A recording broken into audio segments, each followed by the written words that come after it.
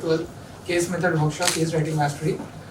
We have Professor Dharmaraju Bethany, who is also the faculty coordinator and convener for the IIM Calcutta Case Research Center. And of course, you know Professor Sandeep Puri from Asian Institute of Management. Good morning and a very warm welcome to IIM Calcutta.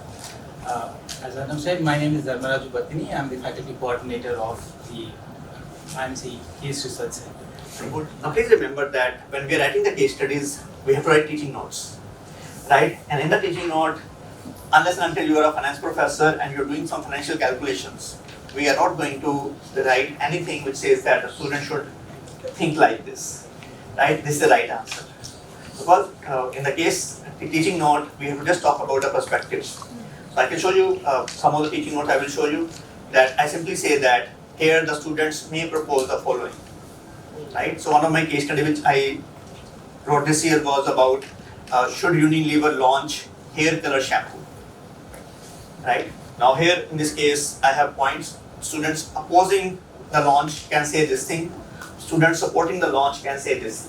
Right. At the end, I have not given any answer about whether Unilever should launch it or not.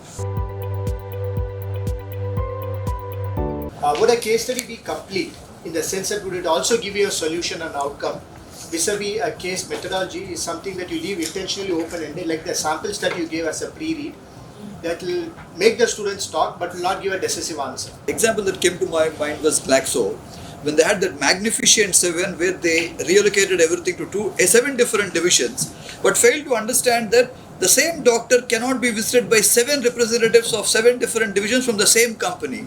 So that is, I mean, it's a magnificent 7, lot of strategy, fanfare, but it failed miserably.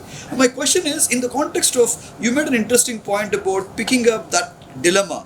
Now, when I'm doing a normal paper publication, I have something called a literature review where I can take help to identify the so-called research gap. In case of cases, how do I do that?